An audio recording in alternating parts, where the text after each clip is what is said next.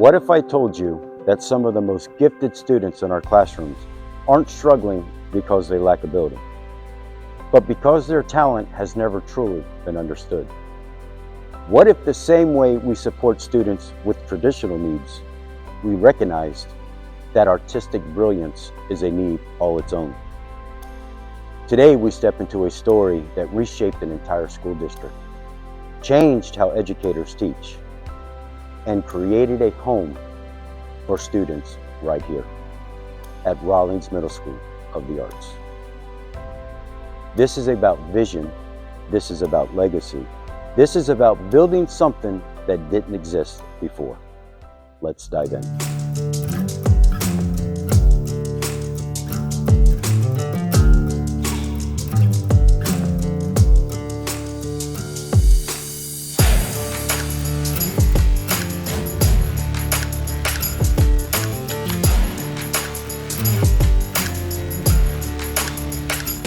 Mr. Barnfield, thank you so much for being here today, and thank you for joining me on the Watchmen Podcast. I'm incredibly excited to talk to you, your vision of Rawlings Middle School of the Arts, from where it was to where it is today. You're such a pillar in Dorchester District 2, and I'm so excited to talk to you today. Well, I'm excited to be here because this is a subject I can talk about forever. Forever. But what I want to do is I kind of want to take it back to the beginning, okay, and then we'll talk through. What first drew you both to music and visual arts? My parents drew me to music because my mother wanted a church musician in the family. And so I had an older brother and an older sister. She started with them, but she had honed her skills when she got to me. And so there was no doubt that I was going to go to college as a music major for them, and a visual art major for me. When did you realize this wasn't just a passion? It was a calling. My first teaching after college, I taught music for 2 years. And for me, those weren't very satisfying years, the 2 years. So I switched after 2 years to visual art, high school visual art. And that's when it became a passion, because students were getting engaged, they were creating wonderful stuff, and I had the joy of just being with them while they did it. Right. And it wasn't so much teaching as it was guiding. And that's when the passion really became, for me, that this work, particularly cultural literacy, which I was including in everything that I did, was a true necessity. Right. I felt very strongly that if you have an arts background, you have an art history background, just if you're culturally literate, you have a much better understanding of the world. Right. And of other groups, other cultures, right, and other ethnicities. You spent your career working with exceptional students. I did. How did that shape your belief that art is more than just a subject, but a necessity? I always believed it was a necessity. In the years that I did teach music, I never really stopped because I continued to teach piano privately. And of course, I am a major consumer of music and visual art. So what I kept trying to tell everybody that I could is that in order for you to be full to be a whole person, thinking person, you have got to understand the process of creativity. And that's where it starts for everybody. Right. You have to be creative. You have to not go with the norm. And for me, in teaching, music and visual art, and then of course I worked with art therapy for a long time. It wasn't about the product. It wasn't about the concert. It was about the process. It wasn't about the exhibit. It was about the process that students made to get there. You've made a powerful statement that artistically gifted students are special needs students. Yes, I did. Break that down for us. What does that really mean? What that really means is that you have students who have special talents in math and science, social studies, language arts.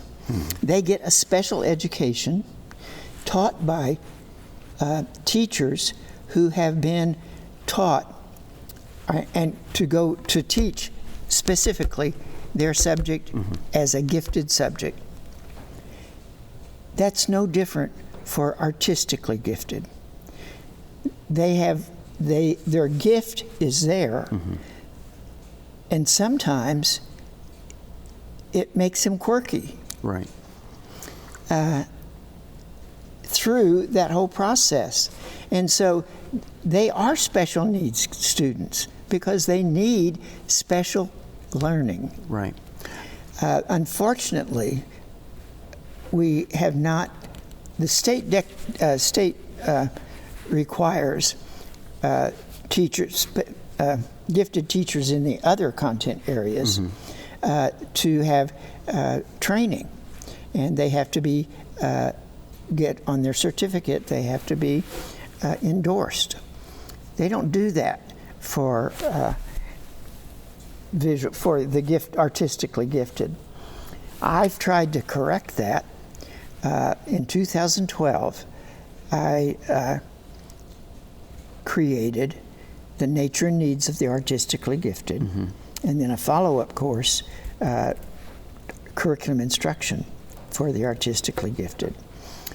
The State Department of Education, South Carolina State Department of Education, financed it, and so we've been doing it ever since. And that was in 2012.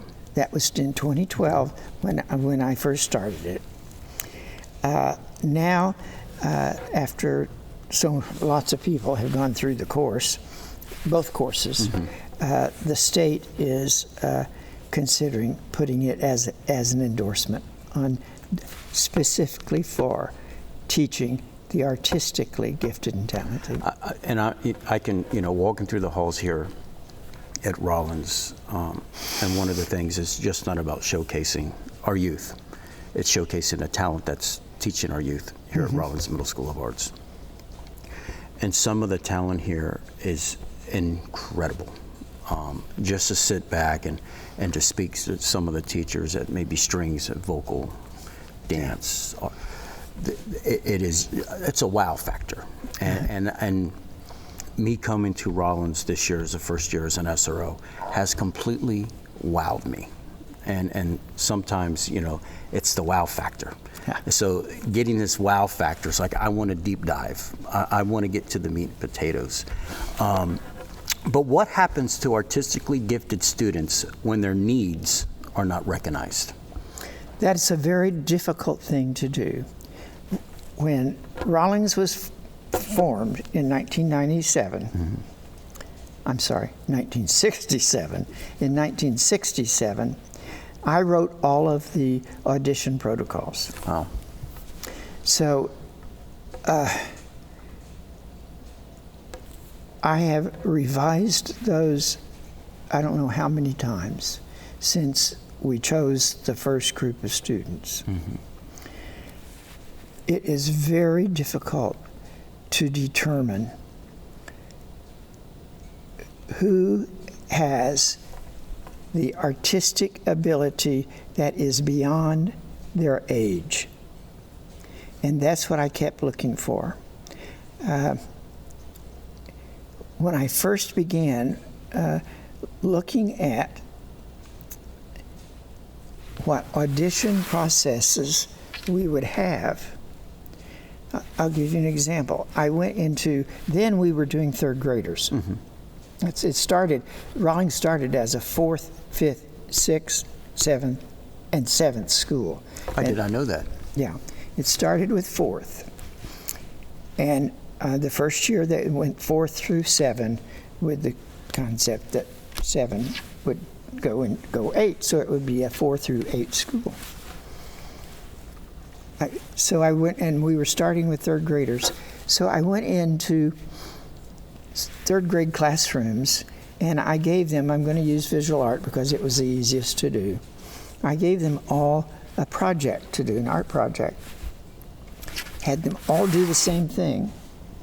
And then I took the teachers and myself, and we laid those all out on the floor and divided them into, this is the top, this is near the bottom, so that we could get a range of abilities. And that's how I began to create those audition processes. So going back to the audition process with visual arts, how was that, I don't know if the grading scale is the right word, but when kids come in to audition and they're here for visual arts, how was that scale broken down? Like, how were y'all grading? Well, there is a rubric, and on that rubric, it specifies the use of texture, the use of shadow, the use of, Now, let me back up. When I first wrote them for visual art, we asked the students to bring in previous work from home or from school. And so they brought in a portfolio. And I always, and they still do today, they use outside, don't use any Dorchester 2 adjudicators. Okay. And I started that because I didn't want any of current teachers knowing a student's work. So when we began that, we did, and the teachers helped me. We did it as a joint project. We wrote rubrics that was scored, had numbers on it, for visual art, music, dance, theater, creative writing. We did not add piano until sometime later. Okay. After that first year, we dropped the 4th grade. Of course, the 5th graders went on to be 6th graders. And so we did not audition new 6th graders that year. And the reason that the 4th grade was dropped was because elementary principals were very upset that they thought that Rawlings was taking the best students out of their schools. Well, I have to, I can only speak for Rawlings, and maybe because I spend every day here, many, many hours a day, and this is a very special place. It is a special place. And I'm going to tell you, we have the best of the best, and that's with teachers, that's with our youth, and I'm going to get off task here. One of the things with the podcast is I want our students in DD2 that may be artistically gifted, whatever it may be, music, visual arts, dance, reach for the stars. Try out, audition. Even if you don't get in, audition and keep trying. This place is special. Yes. And our youth that is here are just incredible. I walk through the halls and vocals, and I'll stand in the halls and just listen and get lost. Band, strings. You know, and I'm gonna, we'll get back on task here, but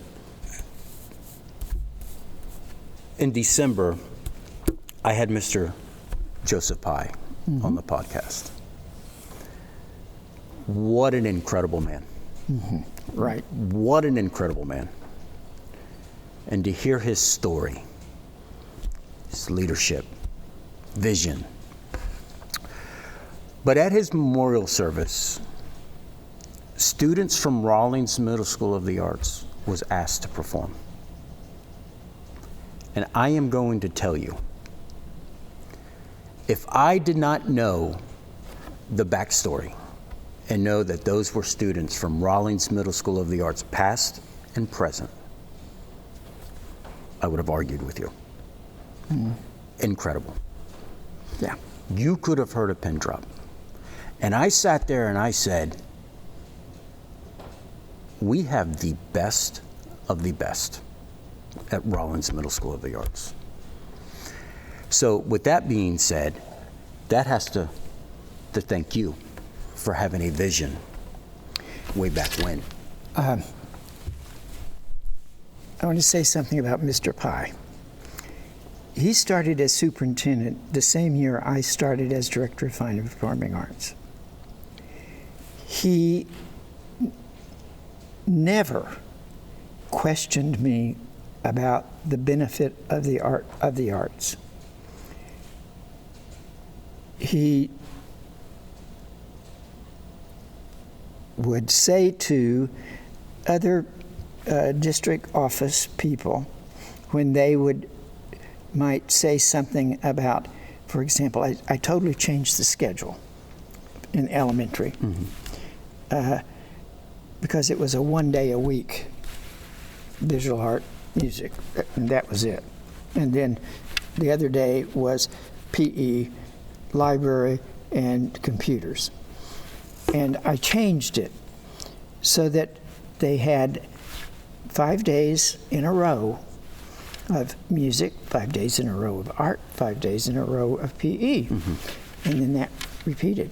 That took them from getting those subjects 32 days a year to 60 days a year. Wow. So it totally upped. Now, when we first started, principals were not happy because they didn't think they would ever keep it straight. And Mr. Pye would say to them, well, Larry's going to do it, so you might as well just get used to it. And I can, you two were a powerhouse. I could already tell. And that was one thing about Mr. Pye. Mr. Pye put people in places and in positions to take it to the next level. And I'm here to tell you, Rawlins Middle School of the Arts is at the next level. Yes. I'm so grateful and humbled to be part of this school every day. I am, sometimes it's pinch me. Like, is this even real? You know, but to be part of such an amazing, well, just I can go on and on and on. Walk us through the moment you realized we needed something different and we needed to be bigger. I'm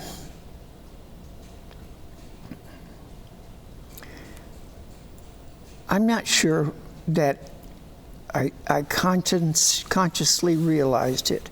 I just knew that when I went into the schools, in every school and in almost every grade, I could see a student, when I went to their arts classes, I could see a student who needed more than what was happening in the general classroom. And at the time, the superintendent was a former band director. when Rawlings was formed in '67. And he was an easy sell because he believed also. And another factor, of course, was seeing that Charleston County had a School of the Arts. And I was not going to let Charleston County have one and Dorchester School not have one. Right. I get it. I get it. So I just started pitching it and had good support. Nancy Carter was very supportive, and she was in the district office at that time also. And so she and I were the ones who really got together and got things going. So, what makes Rawlings Middle School of the Arts so special? Not just in DD2, but beyond. It makes it special because it gives students a broader education than they could get anyplace else in middle school. They get the intensive arts, but that flows over into all their other subjects. And so no subject stands alone. Right. They all are compatible in some way. And you can take something that you're doing in science and turn it into art. And any subject can do that. And I think that's why it's so important that we recognize that the arts are an academic course. Yes, I would have to agree. I would have to agree. And you have to teach them like an academic course. They're not entertainment, per se. They are a part of learning. Right. And so often, school districts start the arts as enrichment. And I'm totally against that whole concept of the arts as enrichment. Yes, they enrich our lives, Right. but they are something to be learned. Correct.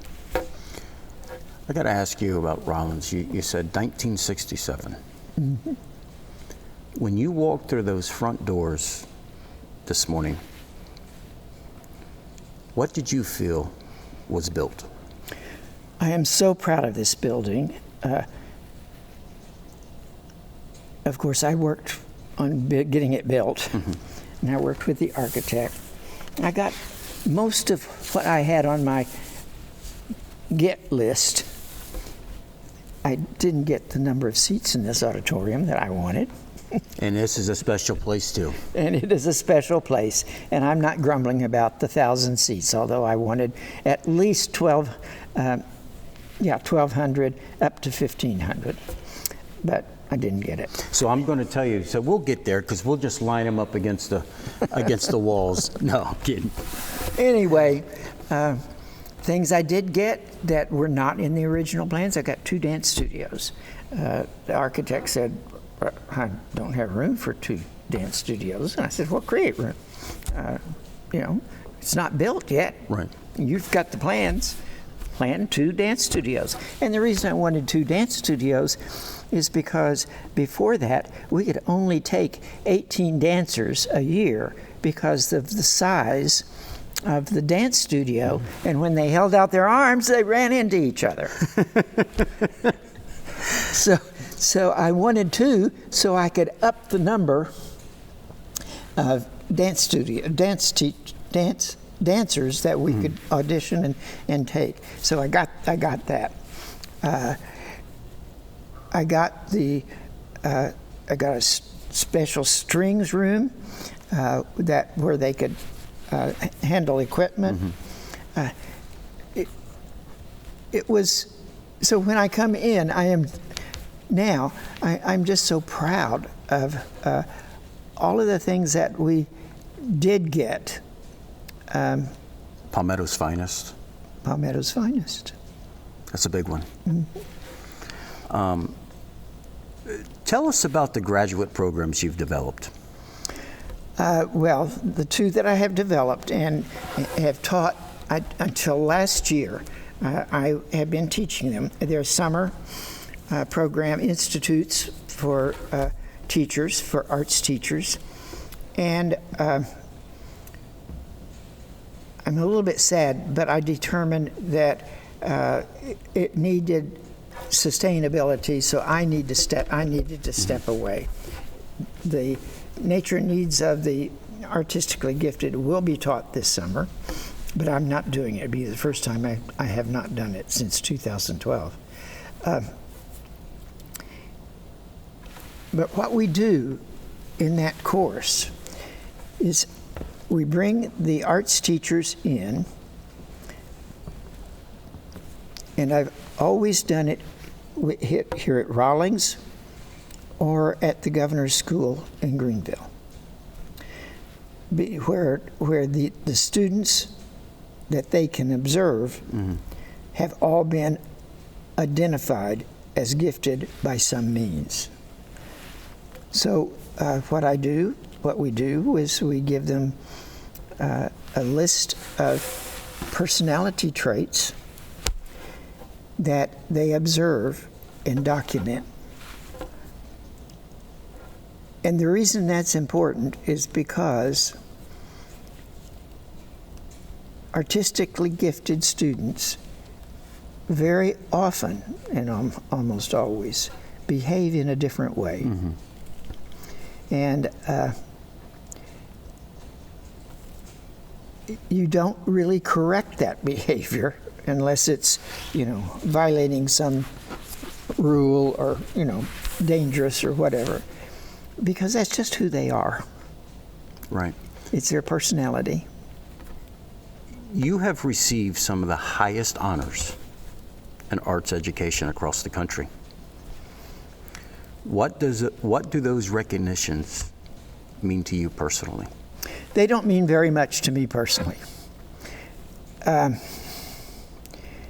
What they did was for students, because by that recognition,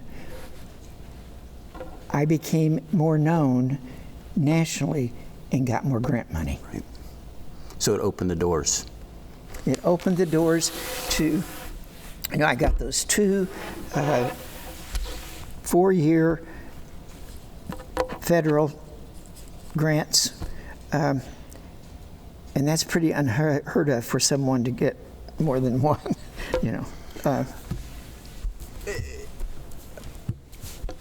With some of those honors, I think there's a program or something that you host, and I may not have it right. Is it called STARS? Talk about STARS.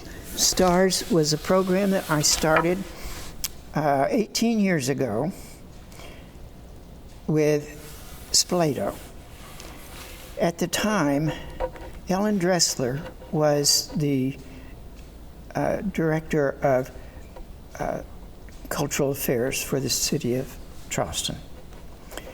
And I went to her and said, Ellen, the Spoleto catalog and Piccolo Spoleto, its companion, there is really nothing showcasing youth.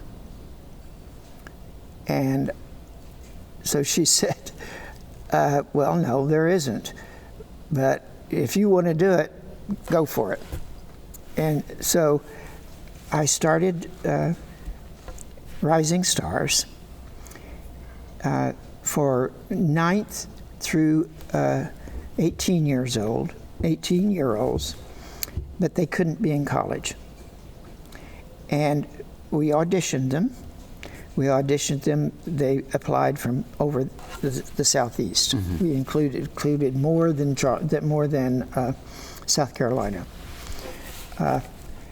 And then during Spoleto, I did 6 programs presenting these young people. And let me tell you, they were so inspiring. I can only imagine.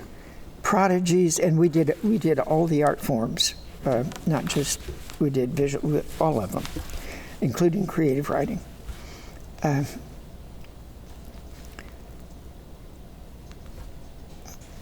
We've had students that have been on Rising Stars go on to major careers and well known. Our biggest success, I guess, would be the harpist Abby Kent.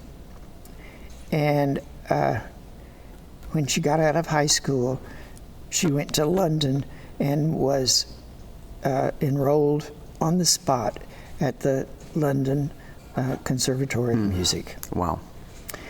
She spent a year there. She came back and went to Curtis, which is the number one, really, conservatory in the country. But then after Curtis, which she graduated from, she won the national harp competition, and they sent her, the Harp Association sent her around the world doing concerts. She came back, she went to Juilliard, got her master's, then she got her doctorate from Juilliard, and you know, it just thrills me. And there are more like that, I mean, that have gone on to the major conservatories or the major art schools. I can think of and I'm speaking of the Juilliard, the individual I just had on the podcast, which is our vocal teacher here, studied at the Juilliard. And he's one of our teachers here, Mr. Jamie Hawkins. Isn't that great? Incredible. Like, it's 52 years old, and I come to work every day to learn and get wowed. I was in band when I was in school, in middle school. But at the time that I was in middle school, we didn't have programs. No. Like that's given to, and I'm from South Florida. I'm from Miami, or Fort Lauderdale area. We didn't have the programs like, we had magnet schools and we had other, I don't want to say special schools, but schools for kids that were a little bit more advanced than somebody like me. I can only imagine if we had what we have today, if we had it then, where some people may be in life. But in your opinion, how does investing in the arts help prevent negative outcomes for our youth? Because they get so involved. You know, one of the federal grants that I got, it was the one for $1.7 million. It was for 4 years. And basically what I did, I took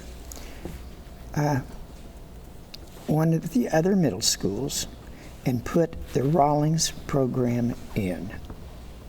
So through the grant, I was able to hire theater, strings, dance teachers, which they had band and choral music. That was and art. They were on what was called the exploratory system, where students didn't choose, they were just assigned where to go. And they changed generally about every 6 weeks. They would go to a different area.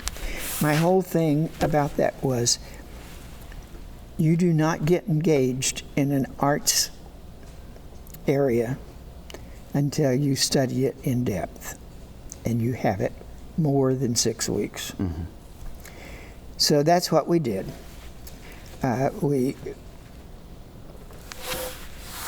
The students then, I created a form. The students in 5th grade chose, it wasn't an audition, they self-selected what art form they wanted to be in. And I explained to them, because I did it with every elementary 5th grade class. I explained to them that that their choice better be sincere, because that's going to where they were going to be for the next 3 years. Right. And what happened with that, when we did the data, attendance went up, way up. Absenteeism, tardy went down. They wanted to get to that arts program. Math scores went up. English language arts scores went up. For me, that was proof that if you give kids the opportunity to have in-depth arts experiences, it changes how they behave. And I am a firm believer that engagement with our youth is the cornerstone of our collective success. Yes, I agree with you. What would you say to communities or school districts that still see the arts as extra instead of essential? That's a matter of education that I've tried to do. I have spoken to groups of superintendents. I've spoken to community groups who are thinking about or wondering, why have a magnet school just of the arts? And what I have to keep telling them is, look at the data for the schools that are. Right. Just look at their data. Right. They can show you. I know this school can. Absolutely. So can Charleston School of the Arts. They can show you that they're top school, one of the top schools in the state, just like Rawlings. Right. So that was what I kept trying. I would show them data. This is where they came in. This is how their grades were. Now look at them. Right. So it's just a matter of education. Right. If you could speak directly to a student at Rawlings right now, what would you tell them about their gift? I would first of all tell them how lucky they are to be here. Right. But right, because there's people waiting, wanting to be here. Exactly. That was always when I did the auditions, after we sent out the letters of acceptance. I scheduled time for any parent who did not get in to come in and talk to me.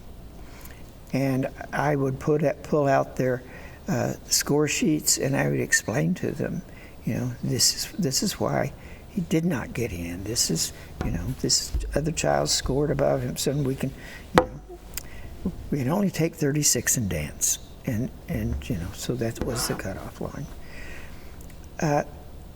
Because I know it was hard. It's got to be difficult. Parents wanted their kids here. Right. I think sometimes the parents are more excited of the kids coming to Rawlings, their children coming to Rawlings, than the children are. The children are sometimes. You're absolutely right. I see it. Yeah. When we first started the auditions, we had an interview process. And when we would interview the kids and say, why do you want to go to Rawlings? They would kind of look at me and say, because my parents want me to go there. Right. And I can tell you, coming here, working some of the auditions for Rawlings, even Gateway and Pathways, when they're coming through their auditions, and to see these young individuals come in and dress like on their Sunday's best, Yeah. like it's impressive, because you sit back and you say, it starts at the home front too. Yeah. But to see these young men and young ladies come through the door, dressed to the T, what do they always say? The first impression's the last impression. Yeah. And I may not get it on the piece of music that I'm playing, but you're going to look at me and you're going to remember who I am. Yeah. And for the educators that's listening, or that will be listening, what responsibility do we have when we recognize greatness in a student? You, of course, need to encourage it. In the research that I did with the teachers in the nature and needs of the artistically gifted, we learned that for the artistically gifted, there are really 4 categories. the talented, the gifted, the prodigy, and there is a level 4. We don't call it genius, but that could be where genius would go. Wow. So each one of those 4 needed to be taught differently. For example, the talented child is generally just a high achiever who wants to do everything right, wants to follow every direction, always wants to know, is it good enough? Am I doing okay? Whereas the prodigy, you just really teach, you guide. Right. And they may not even, they may argue with you about what's going on. The talented will never argue with you. Is there anything that you would like to say to the community or to the students Thank you. that may be listening? Thank you. Thank you for maintaining it, maintaining Rawlings, supporting the students, and making it so vital for the whole community. Mr. Barnfield, thank you for taking the time out of your schedule to sit down. Delight. It's a delight. And to hear your story and to share your story. And I want to personally say thank you. Thank you for having that vision and seeing something special and being part of something that is so big on what we have today. So thank you so much for joining me today. I appreciate it. You're very welcome. Thank you. What we heard today wasn't just about the arts. It was about recognizing greatness before the world ever sees it. It's about creating opportunity where none existed and giving students a place to discover who they truly are. Right here in Dorchester District 2. That vision lives on inside the halls of Rawlings Middle School of the Arts. Because when we invest in our youth, we don't just shape artists, we shape futures. And remember, engagement with our youth is the cornerstone of our collective success. This is the Watchmen Podcast. Stay tuned, because the next story might just change everything. So until next time, take care.